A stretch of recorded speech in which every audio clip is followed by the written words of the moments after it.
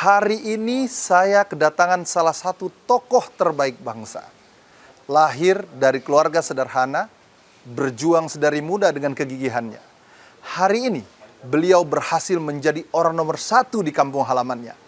Banyak penghargaan yang beliau raih adalah bukti bahwa sukses harus diraih dengan perjuangan. Sosok aktivis saat di bangku sekolah juga aktif di berbagai media dakwah. Seperti apa perjalanan sukses seorang Buya dari Ranah Minang ini? Selamat datang Gubernur Sumatera Barat di Yuliandre Darwis Open House. Buya, tentu banyak harapan orang ya Buya. Tahun ini aja Buya di akhir tahun mendapatkan penghargaan oleh seluruh stakeholder penyiaran dan di-endorse oleh lembaga negara Komisi Penyiaran sebagai pemerintah peduli tentang penyiaran. Tentu ini endingnya adalah sebuah karakter. Banyak lagi penghargaan-penghargaan Buya dapat yang kami dapat ya dari data. Apa semangat itu ya dari penghargaan-penghargaan Buya? Ya, yang pertama kita tentu ucapkan terima kasih kepada KPI yang telah memberikan penilaian terhadap pemerintah Provinsi Sumatera Barat setiap tahun. Dan dari penilaian itu maka tahun ini kita, Provinsi Sumatera Barat, diberikan reward untuk itu. Dan atas ini kami juga terima kasih yang sebesar-besarnya. Kami tidak menyangka, bahwasanya memang apa yang kami lakukan banyak yang melihat rupanya. Iya. Ya, di samping juga yang Maha Kuasa melihat kita kan. Iya. Ya, tapi rupanya ada komisioner KPI juga melihat dan kemudian juga banyak pihak juga melihat. Dan nah selama ini, selama saya bertugas di pemerintahan, baik di legislatif tahun 2004-2009 dan kemudian di eksekutif 2009 sampai sekarang, kita selalu mengingatkan kepada teman-teman kita di pemerintah daerah untuk tetap melakukan yang terbaik dan memberikan yang terbaik untuk bangsa ini. Itulah yang menjadi semangat motivasi kita. Dan dalam banyak kesempatan juga saya sampaikan, jangan adanya kita sama dengan tidak ada kita. Jadi maksud itu keberadaan kita di mana saja berada dan di mana saja jabatan kita, maksud itu harus memberikan nilai, dan nilai yang harus kita hadirkan nilai terbaik. Dan hal ini juga kita lakukan evaluasi setiap bulan, bahkan ada upaya-upaya tertentu yang memang lebih intensif kita evaluasi ya, agar mereka bisa memberikan yang terbaik. Dan itulah buah daripada motivasi dorongan dalam rangka untuk menghadirkan yang terbaik itu. Maka pemerintah daerah, kemudian juga lembaga-lembaga yang ada di pusat ataupun juga di daerah atau juga swasta memberikan penghargaan kepada kita tentang itu. Dan mudah-mudahan pada masa-masa mendatang kita tetap memberikan yang terbaik ya kepada siapa saja, ya, kepada orang yang terdekat dengan kita, kepada masyarakat kita, ataupun juga kepada orang-orang yang ada di bawah institusi kita, ataupun juga kepada rakyat ini. Nah, itulah yang menjadi semangat kita. Karena memang juga dalam agama kita kan juga diajarkan agar kita tetap memberikan terbaik sebagaimana Allah telah berbuat baik kepada kita. Wa ahsin kama ahsanallahu ilaik. Ya, berbuat baiklah kita sebagaimana Allah telah berbuat baik kepada kita sendiri. Jadi maksud itu inilah yang menyemangati dan ini yang menjadi motivasi pada kita semuanya. Semangat ini tentu kebanggaan warga dari Sumatera Barat bahwa rasa optimis itu ada ketika Buya mendapatkan apresiasi atas mesti optimis. Iya, itu dia. Mudah-mudahan ini menjadi sebuah langkah awal, insyaallah, Buya ya, yang baik untuk perjalanan Sumatera Barat. Oke Buya, lebih lanjutnya kita cerita lebih indah di dalam Buya. Oh, boleh. Di rumahnya Yuliandre Darwis. Oh iya. Oke Buya. Luar biasa. Pak Gubernur, selamat datang di Yuliandre Darwis Open House. Ini suasana rumah, tetapi ingin membongkar segala ruang baik dari sebuah atau seorang sosok di Indonesia. Alhamdulillah. Dan terima kasih nih Pak Gubernur mau membuka ruang positif itu kepada seluruh masyarakat Indonesia, khususnya generasi-generasi muda mungkin nantinya ke depan. Nah Pak Gubernur, dengan segala ketokohannya Pak Gubernur, ya, merupakan sosok yang lahir dari keluarga yang sederhana, almarhum ayahanda seorang penarik becak, dan ibu pun hanya ibu rumah tangga, ya kan, tumbuh besar di keluarga yang sederhana, namun hari ini takdirullah, katanya, takdir menentukan bahwa menjadi orang nomor 1 di Sumatera Barat. Apa karakter yang mungkin Pak Gubernur bisa share, Pak Gubernur, kepada kita semua? Seperti apa sih perjalanan kisah Pak Gubernur itu dari lahir anak pertama lagi? Dengan begitu banyak saudara, saya kebayang, saya juga anak pertama, begitu beratnya beban itu dan harus menjadikan sekolahnya harus tamat dan macam-macam. Mungkin bisa share Pak Gubernur. Ya, terima kasih Pak Dr. Yolanda Darwis. Kita bisa diajak ke sini ya, dan terima kasih yang besar-besarnya. Dan ini juga suatu yang luar biasa nih bagi saya pribadi. Bisa bertemu dengan seorang pemuda yang luar biasa dan juga punya prestasi yang luar biasa. Dalam usia masih relatif muda tapi sudah memimpin lembaga tingkat nasional. Dan ini sedang kita syukuri tentunya. Nah, sekaitan dengan pertanyaan Pak Andre tadi, ya memang benar bahwasanya saya adalah anak pertama dari 7 bersaudara dan 2 orang laki-laki dan kemudian 5 orang perempuan. Dan pada usia saya masih kecil, itu orang tua sudah berpesan ya bahwasanya anak laki-laki tertua, maka dia punya tanggung jawab ketika kedua orang tuanya tidak ada lagi. Bapak saya langsung berpesan itu, ini nanti kalau kami tidak ada, Edi yang nanti akan memimpin adik-adik. Begitu. Kalau tidak ada tuh nggak ada, Pak Gubernur ya. Itu bahasa Minangnya. Bahasa Minang ya. Nah, jadi maka itu tertanam terus itu bagi diri saya. Dan apalagi keadaan orang tua yang buruk kasar, ya, ketika di Bukit Tinggi buruh angkat. Di Bukit Tinggi Pak Gubernur ya? Ya, saya Bukit Tinggi. Dan kemudian juga orang tua perempuan juga tidak sempurna seperti perempuan kebanyakan, ya, ada kekurangan-kekurangan. Dan kami lahir dari beliau berdua itu, dan kemudian ketika kita di SD di kampung, ya, dan kemudian juga sempat juga merantau ke Dumai ketika masih SD, ya, dan SD udah merantau Pak Gubernur ya? Ya, saya dibawa oleh orang tua merantau ke Dumai itu, makanya kita banyak punya teman. Di Riau banyak teman saya, ke Pri juga banyak teman saya. Kenapa? Sama sekolah dulu di SD atau di SMP, masuk juga di kampung halaman. Nah, dari pesan itu, sehingga itu memang menjadi bagian yang mewarnai sikap kita. Ya, dan itu makanya ketika saya SD, kita udah berusaha untuk membantu orang tua. Ya, apalagi ketika saya di Dumai bersama dengan orang tua, itu boleh katakan itu pengalaman yang sangat banyak sekali dan kemudian sangat padat sekali. Boleh dikatakan mungkin dari sebelum subuh kemudian sampai jam 12 malam itulah kegiatan harian saya. Ya. Dan subuh pergi ke laut, pergi ke pasar sampai jam 7 berangkat sekolah, kemudian sekolah, nanti pulang sekolah lagi mengaji, kemudian setelah itu nanti sore jualan, kemudian malam juga jualan gitu kan, dan kemudian juga sampai malam.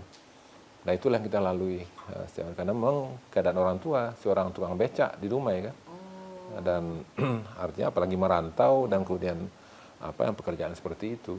Banyak orang bertanya, merantau ke Dumai apa orang tua? Di Kaltek ya. Masyarakat bertanya begitu. Ya, mengantar orang Kaltek, saya bilang kan. Ya, artinya mengantar pakai becak kemana kemari. Nah, pengalaman ini, dan alhamdulillah, walaupun ketika saya pagi-pagi subuh, itu karena bergaul dengan banyak orang di pasar, apalagi berdagang ikan, kebetulan pagi itu anak ikan, karena banyak punya teman itu kita karena pergaulan banyak luas, maka kita minta ikan itu satu ekor aja, satu orang pedagang itu kan udah banyak itu. Jadi pulang sekolah kita pulang di pasar kita udah bawa tentengan untuk adik-adik kita. Jadi artinya alhamdulillah adik saya juga bisa makan dengan gizi yang cukup. Ya. Sehingga sekarang ini saya punya adik sekarang ada di Hongaria satu yang sedang kuliah di sana bersama dengan suaminya. Dan dari 7 orang bersaudara itu semuanya mengecap perguruan tinggi. Satu yang tidak, ya dia langsung berdagang. Semuanya ngecap perguruan tinggi, dari pendarik becak bisa menghasilkan semua sarjana. Iya, itu yang kita bangga sama orang tua saya. Ya, karena memang orang tua saya sangat perhatian pendidikan. Itu ketika saya SD dulu itu boleh dikatakan kalau menyebut rapor, maka dipastikan orang tua bapak saya. Begitu perhatiannya ke pendidikan anak gitu kan. Jadi sehingga itu juga menjadi motivasi kepada kita dan sehingga hasilnya seperti itu. Dan kemudian pengalaman saya di Dumai itu bekerja dengan banyak kelompok masyarakat, dengan masyarakat orang Aceh juga ada mengantar koran. Itu makanya kaki saya sebelah kanan ini banyak bekas-bekas knalpot motor. Ada 3, 1, 2, 3. Dan kemudian karena mengantar koran, kita karena buru-buru mengantar koran ke rumah, dan kemudian kena knalpot, ya akhirnya ya terkelupas itu kulit betis ini itu berapa kali. Dan kemudian ketika di kampung karena orang tua saya sakit itu maka saya kalau udah hari hujan maka saya pasti akan antarkan payung untuk orang tua saya. Nah, suatu ketika materan payung itu jatuh pakai sepeda dan kemudian masuk besi itu ke paha ini. Masih ada bekasnya sampai sekarang. Nah, jadi waktu sekolah dasar. Sekolah dasar itu. Jadi itulah yang membentuk. Itu makanya pengalaman yang seperti itu juga membentuk sikap, perilaku dan kemudian keseharian kita sampai sekarang ini. Itu makanya kesungguhan, keseriusan segera dari sana kita dapatkan dan kemudian menghadapi tantangan-tantangan yang tidak sedikit itu sudah biasa, itu sudah makanan kita ketika kecil dulu, ya. Dan tapi alhamdulillah itulah barangkali yang membesarkan sehingga itu makanya saya tidak menyangka juga saya akan jadi gubernur. Kenapa? Karena seperti saya katakan tadi latar belakang orang tua yang seperti itu dan kemudian tidak akan terbayang juga, ya. Tapi itulah qadarullah seperti yang Pak Andre katakan tadi, ya, ketetapan daripada Allah SWT, ya, sehingga sekarang ini menjadi gubernur di Sumatera Barat. Pak Gubernur, itu saya nangkep nih dari value nilai atau nilai hidup yang bisa diinin sekolah dasar kemudian udah kerja, ya kan, mulai dari ikan, ambil ikan, terus apalagi koran. Ya, kue, pokoknya kita tekuni. Pak Gubernur udah jadi gubernur kecil karena sampai 12 jam yang diinikan ya. Ini kan ini tidak semua orang punya, mungkin anak muda yang menonton hari ini. Saya aja mendengar terenyuh. Apa value yang nilai hidup yang bisa bapak atau abah atau orang tua Pak Gubernur yang tadi bilang bahwa setiap sekolah pasti rapor dari bapak. Saking bapak konsentrasi pendidikan. Apalagi Pak Gubernur yang dalam waktu kecil itu. Dan memang orang tua saya itu tidak pernah mengeluh ya. Walaupun susah. Tidak pernah mengeluh. Nggak ada ekonomi susah, uang, Justru beliau tetap berusaha, berikhtiar. Dan kemudian pasti ada ngerasa uang kurang tuh pasti Gubernur ya? Pastilah, karena memang anak berapa orang dan kemudian perlu ke pendidikan kan. Kemudian pekerjaan seperti itu. Ya, tapi alhamdulillah kita sebagai anak kebutuhan kita itu terpenuhi, ya, terpenuhi untuk pendidikan terutama. Kalau sudah bicara masalah pendidikan maka orang tua itu memprioritaskan, mendahulukan. Nah, dan itu juga menjadi semangat juga bagi kita sekarang ini kepada anak-anak saya. Juga kita tekankan juga bahwasanya walaupun apa yang terjadi ataupun juga kalau untuk kebutuhan pendidikan, maka itu kita sebagai orang tua harus penuhi. Ya karena apa? Karena memang inilah masa depan daripada anak-anak kita kan. Yang oleh orang tua saya pada waktu itu ya terbayang juga begitu. Iya. Ya masa depan anaknya akan datang juga adalah ketika mereka berkemungkinan orang tua saya jangan apa yang beliau alami pada waktu itu jangan terulang juga pada kami. Maka itu beliau dorong untuk pendidikan. Dan itu memang terbukti. Saya baru kemarin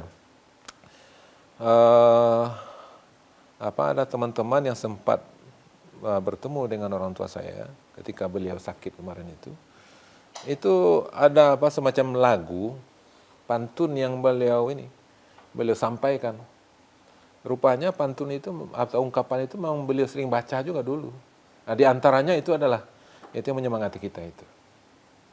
Ya, bahwasanya nanti kalau udah besar maka jangan sampai lupa dengan Tuhan dan kemudian juga jangan sampai kita sombong, maka tetap sederhana. Itu pesan-pesan yang beliau sampaikan. Bahkan dalam banyak kesempatan juga pesan begitu. Jadi kita baik sama orang lain. Ini yang beliau tanamkan kepada kita. Itu value yang hari ini benar-benar bukan hanya disebarkan untuk keluarga kepada siapa saja yang menganggap orangnya. Kemarin baru ada rekaman. Saya tidak tahu. Karena ada temannya juga sering datang ke rumah di kampung dan kemudian ada mungkin dialog rekam semacam itu baru sampaikan saya. Ada yang beliau sampaikan secara melalui nyanyian lah. Nyanyian di kampung lah gitu kan. Nah ini menarik nih Bu ya, Pak Gubernur. Apa di bangku sekolah dulu tuh apa yang paling berkesan dari Bukit Tinggi hijrah ke Dumai? Apa yang paling berkesan bagi Pak Gubernur nih? Iya, saya kan ketika di SD dulu saya termasuk yang paling tinggi di antara teman-teman saya. Dan kemudian biasanya oleh guru orang yang paling tinggi ini jadikan ketua. Ketua kelas gitu kan. Oh, itu standar orang dulu ya, old school ya. Kalau orang sekarang milenial, zilenial, kalau orang generasi X itu gitu ya. Kalau ketika SD dulu di kampung ya, itu kan kita sekolah itu kan boleh dikatakan pengetahuan kita tidak seperti sekarang kan. Kalau sekarang sudah ada di TK. Dulu kan memang SD itu memang awal semuanya. Nah, bahkan teman-teman yang sama sekelas dengan saya kelas 1, kelas 2 SD itu bahkan maaf ya, ada yang mereka buang kotoran di sekolah. Maka itu ketua kelas lah menyelesaikan itu. Nah, itu yang berkesan ya. Ketua kelas yang menyelesaikan itu. Ya karena memang masih kecil kan. Sampai kita begitu. Ya, kita yang bersihkan kita itu. Jadi karena memang saya semenjak di SD, kadang kuliah juga di SMP, dan kuliah sampai SMA sering menjadi ketua kelas. Sering menjadi ketua kelas. Nah, itulah satu tugas ketua kelas itu ketika SD dulu begitu kan. Dan artinya memang mengawasi, memimpin ya teman-teman kita di sekolah. Nah, itu diantaranya yang berkesan ya. Dan kemudian demikian juga ketika di SMP ya juga atau ketika saya pindah ke Dumai.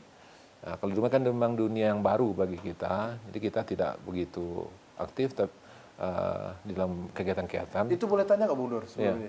Apa yang menjadi dasar Bapak Ibu pindah ke Dumai? Karena di Bukit Tinggi ini kan penasaran juga kan? Ini yang belum tadi ya. Apa yang jadi? Karena Bukit Tinggi kan kota dagang tuh apa? Karena kan.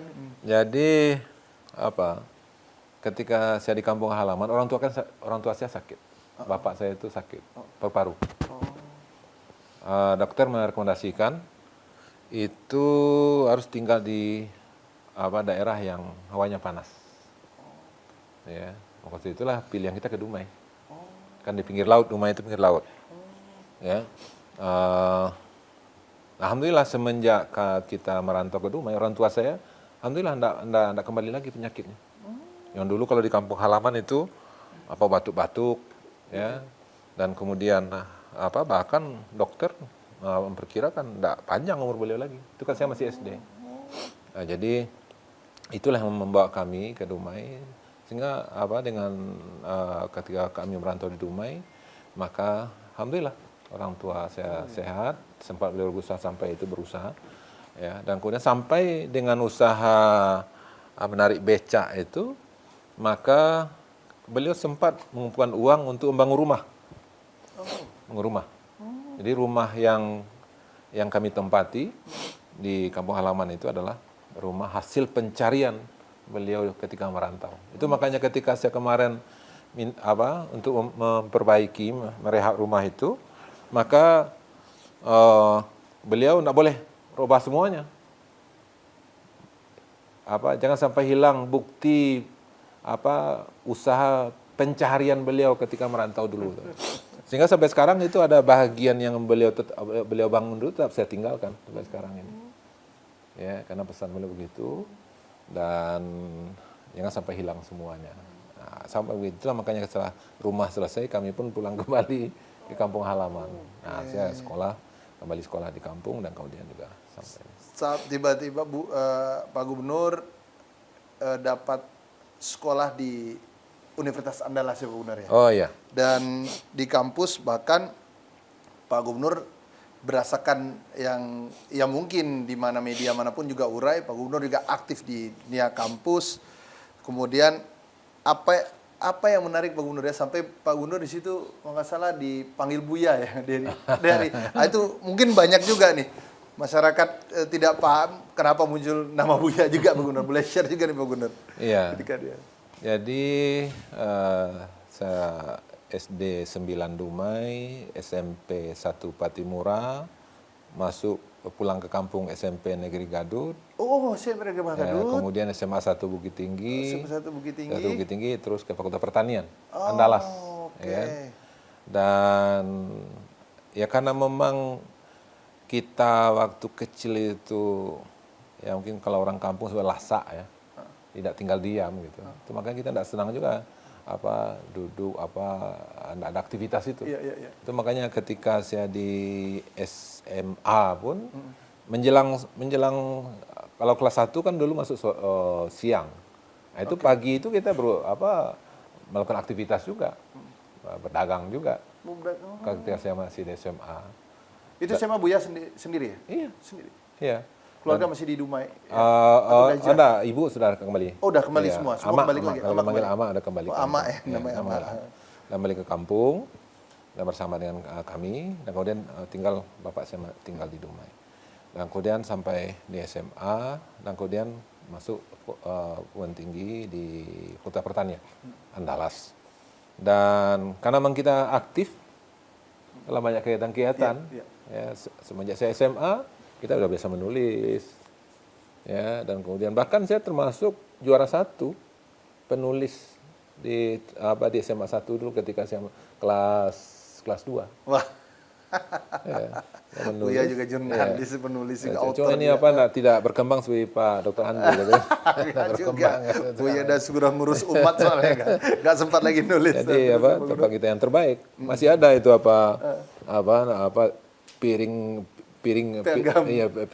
piagamnya itu adalah di piring. Beruntuk piring dulu ya. Piring itu, bukan dalam bentuk kertas gitu. Sehingga awet sampai sekarang. Dan karena aktif itu kita menulis, dan kemudian juga kita juga ke pustaka. Kita juga sering ngumpul sama teman-teman. Ya, bahkan teman-teman saya di SMA itu semuanya saya kumpulkan. Nah, kemudian karena saya juga ketua kelas waktu itu. Masih itu kelas sih ya, karena kita tinggi Bu ya, enggak Pak Gubernur ya. Ya, kita ada diskusi, dan kemudian kita panggil nanti para ulama-ulama. Kadang juga kita mendatangi ulama gitu. Jadi memang saya ketika di SMA memang sudah konsen dengan kegiatan-kegiatan kerohanian. Ya, dan bahkan kita sempat juga membuat buletin dengan teman-teman kita. Yang itu buletin itu kita biayai sendiri. Ya, ada orang tua teman yang membiayai, dan ada mungkin jajan kita yang kita sisihkan. Dan kemudian kemudian kita copy, dan kemudian kita bagikan kepada teman-teman kita yang di sekolah. Dan kemudian ganti-gantian kita menulis. Nah, jadi itu yang dan kemudian juga aktivitas ke masyarakat juga banyak. Kalau pulang itu ngumpul, kena pergi belajar, ya, kepada teman-teman, kepada para guru-guru, dan juga kepada para ulama yang ada di sana. Itu makanya kita selama saya di SMA Bukit Tinggi itu banyak karena para ulama berinteraksi dengan para ulama-ulama senior, termasuk Buya Datuk Pelimokayo sempat kita belajar ketika beliau ketua MUI, dan ketika ke Bukit Tinggi kita sekali sebulan biasanya belajar, dan banyak ulama-ulama yang lain. Nah, semangat yang di SMA seperti ini terbawa sampai di Andalas, ya, di Andalas. Nah, jadi kita konsen dengan kegiatan-kegiatan kerohanian, dan kemudian kegiatan di masjid, kemudian di musala, kemudian ada kegiatan responsi agama Islam, dan kemudian juga di lingkungan kampus juga begitu. Kemudian mengajar anak-anak, ada mengajar fisika, kimia, matematik, mengajar mengaji, semuanya kita lakukan nih.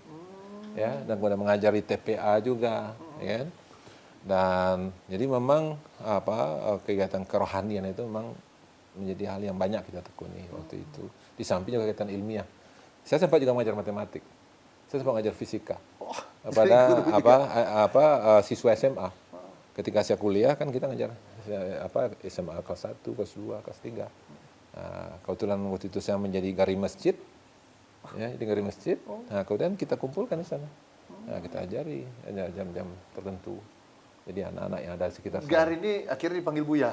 Nah, maka itu dari perjalanan yang banyak di kegiatan kerohanian itu, dan bertemu dengan para ulama-ulama yang tua-tua itu, biasa di Sumatera panggil Buya itu kan. Dan kemudian kebetulan saya nikah itu lebih awal. Itu waktu saya berusia 22,5 tahun.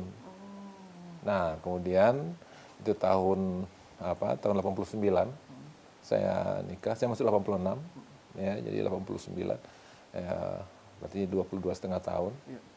Dan kemudian saya nikah, dan tahun 90 punya anak. Nah, kemudian anak saya ini memanggil saya udah Buya. Nah, begitu. Dia mau itu, setelah itu populer lah nama Buya. Ya, nah, panggilan orang pada saya Buya kan, karena anak memanggil itu, dan kemudian sehingga orang lain pun juga begitu, sekitar rumah, kemudian juga karena sering ceramah, kemudian juga diskusi, maka melekatlah panggilan itu Buya itu, sampai sekarang. Jadi Pak Gubernur kita panggil Buya sekarang. Nah, ini Buya. Tadi perjalanan Buya itu hampir rata-rata Buya jadi pedagang. Jadi dari SD sudah begitu mental Buya. Ya mungkin ini banyak juga anak-anak muda beranggapan bahwa Buya itu udahlah ini pet ini udah jadi nih. Pasti anaknya putra mahkota, anak raja, anak siapa.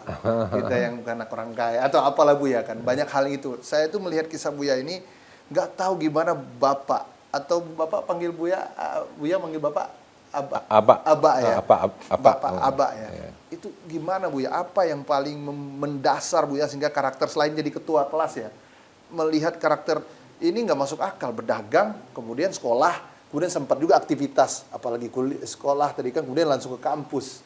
Apa Buya yang menjadi semangat Buya? Misalnya kalau orang kan, aduh anak muda sekarang istilahnya rebahan Buya. Iya. Tidur-tidur saja gitu, rebah-rebah saja gitu kan. Iya.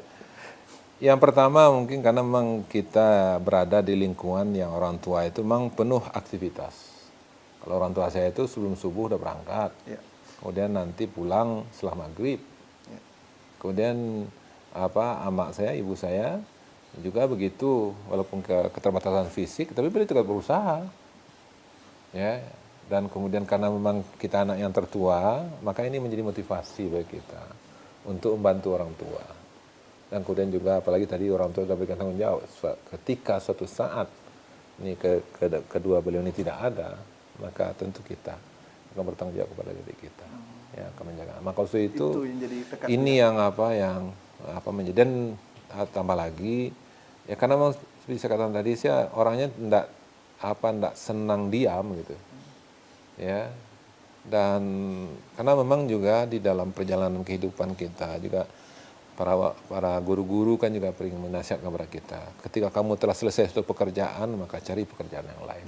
Jadi maksud itu tidak boleh santai, ya, tidak boleh buang-buang waktu sembarangan. Itu makanya tadi saya katakan aktivitas saya itu dalam sehari itu begitu, boleh kita berisi semuanya. Iya, iya, iya. Ya itu makanya sampai sekarang pun juga dalam masa jabatan sekarang ini juga waktu-waktu harian kita itu juga banyak kegiatan. Dan ketika kita berkunjung ke suatu daerah, maka kita buat ada kegiatan baru lagi, sehingga memang enggak kosong dan kemudian tidak yang tidak ada aktivitas gitu. Jadi memang kita berusaha seperti itu. Bahkan kalau apalagi sekarang ya, itu kegiatan saya itu mulai dari subuh. Ya, kegiatan subuh itu sudah ada yang menunggu. Mau ketemu, mau apa segala macam. Itu dipastikan orang ingin bertemu dengan saya itu mereka banyak ngambil subuh. Ya, nanti setelah subuh nanti itu akan kegiatan sampai malam. Bahkan sampai jam 11, jam 12. Nah, kemudian sampai di rumah langsung tidur. Kenapa? Ada surat segini lagi yang akan kita tandatangan. Ini Buya, ini jumlahnya juga ini sehingga clue kita udah masuk Buya sebagai pelayan masyarakat ya. Jadi ya alhamdulillah kita itu yang membuat karakter itu yang terjadi sampai hari ini. Iya, konsistensi karena gitu, biasa begitu, udah 24 jam memanfaatkan waktu dan sebagainya. Sehingga teman-teman di Pemprov sekarang ini ada yang bertanya juga. Itu Buya itu apa makannya, apa minumannya, apa jamunya, apa gitu. Ada yang banyak ya nanya kok kegiatannya begitu padat gitu kan, dan kemudian alhamdulillah maaf kan seperti beberapa hari ini kaki saya ini sakit. Iya. Setelah saya coba bawa istirahat justru tambah sakit deh. Tapi ketika saya buat aktivitas semangat di sana hilang. Itu makanya sana, ini berarti nggak bisa. Kalau kita memang itu ya, DNA itu kalau bahasa orang biologis, DNA Buya itu harus gitu ya. Buya, apa kesan Buya almarhum Abah atau Ibu sendiri yang membuat Buya itu udah Buya nggak kepikiran jadi gubernur, terus tiba-tiba jadi gubernur. Abah sama apa kesan ketika Buya jadi gubernur ini? Ya alhamdulillah dengan keadaan beliau seperti itu dan keberadaan saya, maka saya bisa memberikan yang melakukan tugas sebagai seorang anak lah, yang melakukan pengabdian lah kepada bapak saya. Ya. Dan kemudian juga ketika saya baru menjabat sebagai wakil wali kota, saya sudah punya simpanan dan saya langsung hajikan beliau. Jadi beliau haji ketika saya wakil. Ya, jadi dan kemudian dan itu yang mendampingi lah istri saya. Jadi mendampingi istri saya. Dan alhamdulillah saya sudah bisa mengantarkan beliau waktu itu. Dan kemudian ketika pada akhir-akhir kehidupan beliau, maka saya juga bisa memberikan pelayanan kepada beliau itu. Makanya sampai-sampai rapat di provinsi itu pun juga saya kadang-kadang saya pindahkan ke Bukit Tinggi. Ya karena apa? Karena saya mau mengambil waktu dengan beliau. Dan kemudian juga bahkan kadang-kala udah serah rapat jam 10 malam, saya juga sering ke Bukit Tinggi. Ya tanpa sepengetahuan istri saya juga saya berangkat. Nanti kembali lagi setelah bertemu. Melihat bagaimana memastikan beliau bagaimana gitu. Dan kadang-kadang saya tidak sampai naik ke rumah. Saya memastikan bagaimana beliau tenang gitu. Nah, kemudian setelah itu pasti beliau seperti kita kembali lagi. Jadi memastikan bahkan suatu ketika saya harus ke pulang dan kemudian pesawat tidak ada dari dari Jakarta ke Padang, maka waktu itu saya berangkat ke Pekanbaru. Nah, dari Pekanbaru baru nanti ke kampung. Ya, dan kemudian juga bahkan waktu itu saya sempat berangkat ke Denmark, semuanya udah diurus, ya. Tapi karena saya melihat kondisi beliau tidak mungkin ditinggalkan, waktu itu saya tidak jadi berangkat. Jadi artinya memang kita mencoba menjaga bagaimana bisa berinteraksi dengan beliau dan bisa melayani beliau. Dan beliau pun juga menyampaikan kepada kami. Ini sorga ini untuk kamu, ini kesempatan surga untuk kami, walaupun saya sebagai orang tua susah gitu kan, tapi bagi anak-anak ini sebagai peluang surga untuk mereka. Dan itu beliau sampaikan juga kepada kita.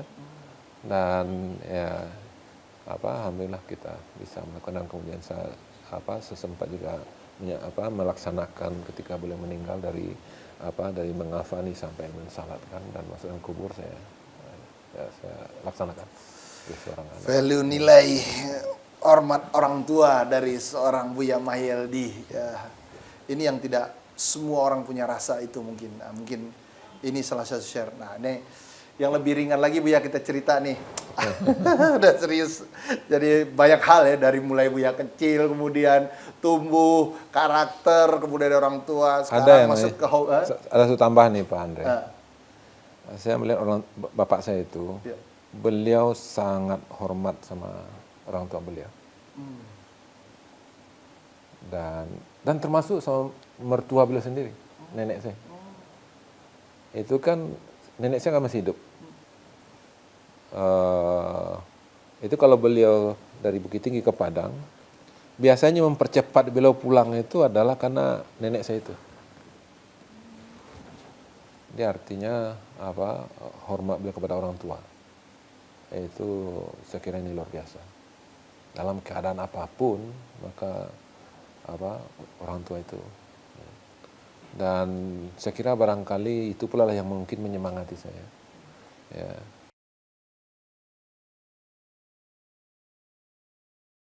Kalau kita kunjung ke daerah itu biasanya teman-teman ngajak itu, ayo kita main bola gitu kan. Ya, jadi memang ada waktu untuk itu.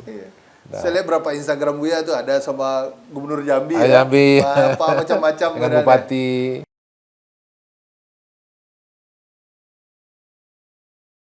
Buya sudah anggota DPRD provinsi, udah wakil ketua DPRD provinsi, wakil wali kota Padang, gubernur Sumatera Barat.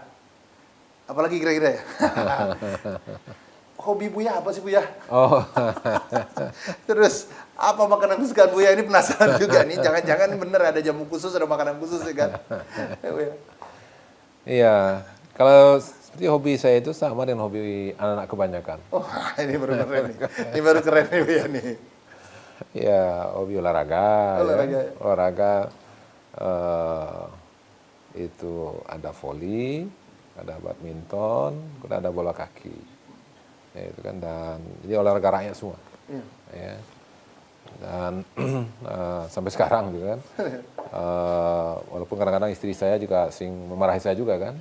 Ini karena Karena pulang-pulang main bola udah sakit-sakit gitu kan. Maka sering mengingatkan besok nggak usah lagi main bola gitu kan. Tapi itu olahraga yang kita tekuni. Dan pada prinsipnya seluruh olahraga kita sukai. Tapi mungkin kita saya lebih banyak di sana. Dan sampai sekarang. Sampai sekarang bola kaki masih. Sepak bola kaki masih. Masih, dan kalau kita kunjung ke daerah itu biasanya teman-teman ngajak itu, ayo kita main bola gitu kan. Ya, jadi memang ada waktu untuk itu. Saya lihat berapa Instagram Buya tuh ada sama Gubernur Jambi, Jambi. Apa macam-macam dengan bupati, macam-macam pokoknya. Kota, Bugar ini perlu deh Buya ya. Kalau makanan apa favorit Buya? Yang paling saya suka itu adalah pepes. Oh, pepes ya? Iya. Istri saya itu sering buat pepes ikan. Ya. Dan kemudian dibungkus dengan daun ubi. Daun ubi. Nah, daun itu ubi. Yang tradisional kita banget itu ya. Di pepes itu kan. Wah, itu luar biasa. Kalau selama ini barangkali mungkin seleranya kurang bergairah, kurang berselera, kurang bergairah ya. Maka dengan itu insya Allah itu jalan ya. Jalan biasanya. Nah, kalau kebuli apa spesial dari Buya? Kalau kebuli, terusnya ini sesuatu yang kita sukai juga. Ya, cuma karena memang saya sering merasakan masakan kebuli ini kan selalu Jakarta. Ya, Jakarta. Ketika bertemu dengan teman-teman kita yang dari Timur Tengah. Nah, itu biasanya teman-teman Timur Tengah itu biasa menghidangkan ini. Ya, alhamdulillah juga cocok dengan selera kita. Sehingga itu makanya ketika di Padang pun juga sekarang ini kalau ada acara-acara nasi kebuli juga. Itu kenapa nasi kebuli dibawa tadi itu? Ini sengaja nih untuk menjawab positif nih. Ini Bu ya. Ini katanya Buya khasnya Uni kayak nggak bisa lepas nih gitu kan. Selain pepes ikan tadi ya, itu untuk bangkit selera, ini rutinitasnya gitu Buya. Buya, apa harapan Buya bukan hanya untuk Sumatera Barat ya Buya ya hari ini dan Indonesia lebih luasnya sebagai apa yang Buya dapat karakter yang selama ini Buya sudah ya artinya terakhir itu dalam hidup salah satu fase itu kan Buya ilmu bermanfaat bagi orang lain kan Buya. Nah Buya ini kan udah kalau Anda lihatnya udah Buya ini udah paripurna lah, wajar lah. Apa ini bukan jalan seolah-olah didesain tapi memang jalan Tuhan lah yang membuat Buya menjadi seorang tokoh seperti ini. Apa sih harapan Buya sebenarnya dari mengabdi kan melayani masyarakat ini kan 24 jam Buya ya. Kadang orang punya ingin waktu istilah anak muda itu Buya me time, waktunya sendiri gitu kan. Tapi kalau Buya dari wakil anggota DPRD, wakil ketua DPR, wakil kota Padang, wali kota Padang, gubernur, ini sampai kapan pengabdian terus ya Buya? Apa sih Buya? Ya jadi memang kita merasa senang dan ada suatu kepuasan ketika kita bisa memberikan terbaik untuk orang lain. Ya mungkin ketika kita ke lapangan, masyarakat mengadu ini apa segala macamnya, kemudian keaduan itu bisa kita jawab dengan kegiatan dan program, kemudian itu selesai, makanya memang suatu ada semacam kepuasan dalam diri kita. Dan kemudian ketika misalnya kemarin ada teman-teman ojol di Sumatera Barat datang kepada kita dan kemudian juga mengeluhkan tentang permasalahan-permasalahan keseharian mereka dan kemudian kita diskusi bagaimana cara semacam maka kita memberikan solusi untuk teman-teman itu. Inilah ada semacam. Nah ketika ada permasalahan yang dihadapi oleh masyarakat, permasalahan yang dihadapi oleh siapa saja, dan kemudian kita bisa mencarikan solusi untuk itu, dan kemudian mereka dan permasalahan teratasi, maka ini ada semacam kepuasan, ada semacam kesenangan bagi kita. Dan itu keluarga gak komplain Buya? Oh ya, jadi memang sempat ini anak saya yang paling kecil komplain. Ya berarti kan juga ada di antara anak saya yang lain. Buya puas tapi anak nggak puas. Ini Buya. Kenapa? Sampai-sampai itu komplainnya itu ditulisnya di kakinya. Ya, tulisannya itu adalah penuh ini tulisnya. Anak saya yang paling kecil. Sekarang dia di Bogor. Ditulis di sini namanya Ada sayang Umi Buya, ada sayang Umi Buya gitu. Tulisnya itu. Rupanya kenapa dia tulis itu? Karena memang dia ingin dapat perhatian. Ya, karena memang benar kata Pak Andre tadi, karena selama ini kesibukan kita kesana kemari mengurus pekerjaan kita, urusan kita kadang-kadang memang nggak terlupakan. Ya, kadang-kadang juga istri juga dia punya kesibukan juga kan. Ya, sehingga juga, nah ini memang ada yang sempat komplain yang anak saya. Dan kemudian akhirnya istri saya memahamkan lagi. Itu makanya saya katakan kalau seandainya ada yang masih mau mengkritik kita, dan itu bukti seseorang sayang dan peduli kepada kita. Apalagi kalau seandainya kritikan yang sampaikan itu ada solusinya. Ini berarti orang punya niat baik kepada kita. Jadi karena orang sayang supaya kita tidak.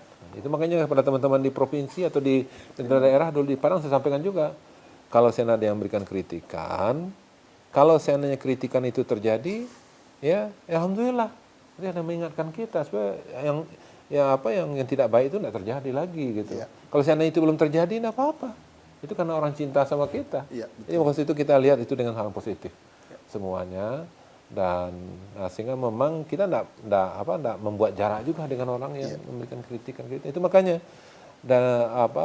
ketika saya di kuliah dulu itu juga teman-teman juga banyak mengkritikan. Bahkan saya terus terang teman yang bahkan suatu ketika dia mempermalukan saya depan umum, tapi justru teman yang bersangkutan menjadi teman akrab saya. Bahkan sampai dia pada akhir hayatnya. Sampai dia ketika dia sakit dia masih memberikan perhatian kepada saya. Coba bayangkan, sampai walaupun dulu awalnya begitu.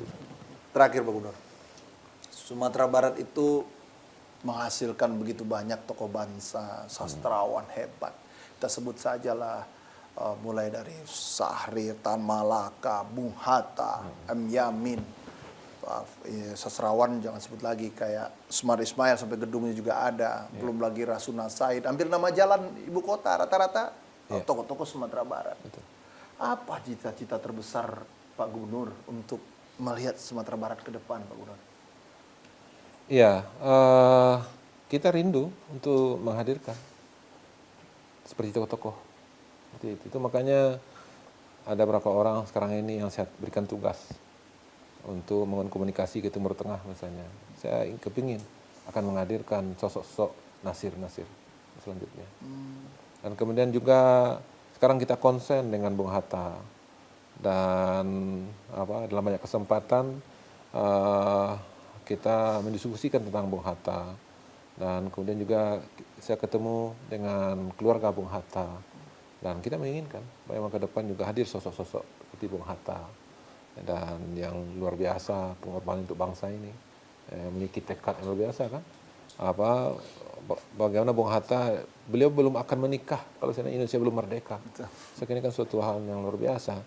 Dan kemudian juga bagaimana pula pelajaran yang bisa diambil dari Bung Hatta, kedekatan beliau dengan Soekarno kan, ya, sampai-sampai yang mencarikan istri Bung Hatta kan adalah Bung Karno sendiri. Jadi artinya pertemanan Bung Karno dan Bung Hatta ini luar biasa. Banyak ya pelajaran dari Bung Hatta ini yang perlu kita. Itu makanya kemarin melalui Dinas Pendidikan kita programkan ya, ada perlombaan bercerita tentang Bung Hatta. Begitu. Insya Allah ini akan kita lanjutkan lagi bercerita tentang Nasir, Hamka, Syahrir, dan tokoh-tokoh yang lainnya. Sehingga ini menurut kami ini satu cara untuk menginternalisasikan nilai ya yang ada pada personal-personal tersebut. Dan kita ingin ya menghadirkan sosok-sosok seperti itu untuk masa-masa yang akan datang. Itu pula makanya kita mencoba untuk menginternalisasikan personal-personal itu dengan generasi sekarang ini. Dan saya kira sosok-sosok yang sudah berperan untuk bangsa ini, dan tentu kita ingin lagi ya, ke depan bagaimana putra-putri dari ranah Minang ini bisa tetap memberikan kontribusi yang terbaik untuk bangsa ini. Ya, karena dalam lagu Mars Minangkabau itu kita juga ada sebagai pejuang dan pelopor dan pendiri bangsa ini. Mudah-mudahan ke depan bisa kita akan, apalagi kalau kita baca sekarang ini kan, bagaimana pula cita-cita rencana yang dituangkan oleh pemerintah kita tahun 2050 kita akan dihadirkan menjadi 3 besar di dunia, tahun 2045 4 besar di dunia. Saya kira ini suatu cita-cita yang luar biasa ya, dan kita punya peluang, punya kesempatan itu, apalagi kita punya bonus demografi ya, jumlah pemuda yang melimpah, dan maksud itu ke depan tentu harus menjadi usaha keras kita bersama dalam rangka untuk menghadirkan dan mempersiapkan dan menghadirkan generasi-generasi yang akan membawa bangsa ini lebih terhormat nantinya ya, menjadi 3 besar di dunia kan. Sekarang ini kita sudah masuk G20, dan kemudian kalau dari informasi yang saya dapatkan baru pada 15 besar ya. Walaupun kita itu nanti targetnya menjadi 3 atau 4 besar. Nah ini kan berarti perlu energi, perlu upaya yang lebih serius lagi. Nah mudah-mudahan cita-cita daripada pemerintah kita ini akan bisa kita hadirkan, dan insya Allah kita di Sumatera Barat akan berperan dan berkontribusi untuk itu ya, sebagaimana yang dicontoh oleh para pendahulu-pendahulu kita di Sumatera Barat, dan kemudian juga sebagaimana juga cita-cita para pemimpin kita yang ada sekarang ini. Maka insya Allah upaya ke arah itu juga menjadi upaya serius kami di Sumatera Barat. Buya Mayaldi Ansarullah, Gubernur Sumatera Barat, terima kasih atas ruang baiknya berbagi inspirasi di Yolanda Darwis Open House. Dengan ini kita menutup kebersamaan kita dengan tokoh inspirasi kita pada kali ini. Sampai jumpa dengan episode lanjutannya. Terima kasih Pak Gubernur. Sama-sama Pak. Assalamualaikum warahmatullahi wabarakatuh. Waalaikumsalam warahmatullahi wabarakatuh. Terima kasih.